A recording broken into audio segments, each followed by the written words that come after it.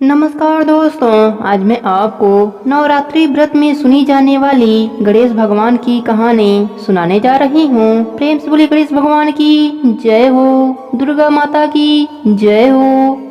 बहुत समय पहले की बात है। एक गांव में एक सास बहू रहा करती थी। सास बहुत कंजूस स्वभाव की थी। वह धर्म पुण्य तो बहुत करती, लेकिन भगवान की सेवा पूजा से ज्यादा उसका ध्यान पैसे पर रहता था। एक दिन उसने गणेश भगवान का व्रत किया।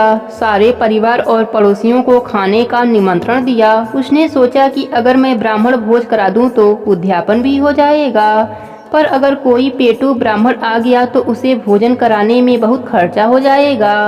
उसने अपने बहू से कहा, मुझे एक ब्राह्मण को जिमाना है। तुम एक काम करो, कोई छोटा सा लड़का देखकर न्योता देकर आ जाओ और एक व्यक्ति की रसोई ज्यादा बना लेना।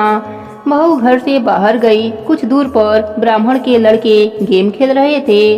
बहू ने उन्हीं में से एक को बुलाकर कहा कि तुम 12 बजे हमारे घर पर भोजन करने आ जाना। लड़के ने कहा, मेरा नाम गणेशा है, तुम मुझे गणेशा गणेशा पुकारना, मैं उसी समय आ जाऊंगा। बहू ने घर जाकर रसोई में खाना बनाया। उसके बाद वह घर के बाहर गई। कुछ दूर आकर उसने ब्राह्मण बालकों को खोजा, पर उसे कोई भी नहीं मिला।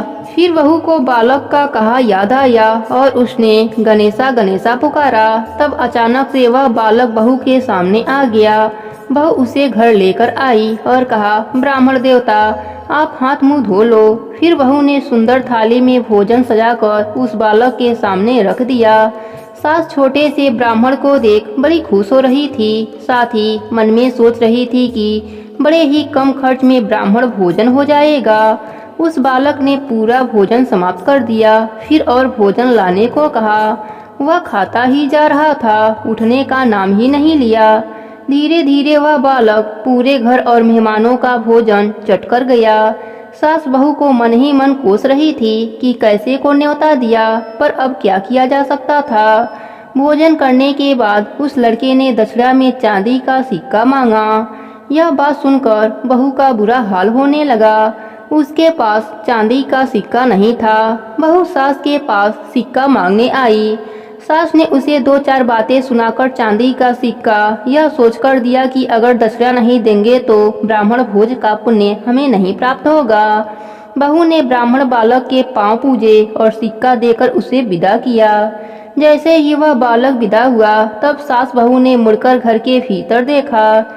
घर में खूब हीरे मोती चमक रहे थे। सास बहू दोनों धन देखकर बहुत खुश हुई और बोली, गणेश भगवान का हम पर कृपा हुआ है। हमारे धन्य भाग जो हमारे घर गणेश भगवान भोजन करने पधारे।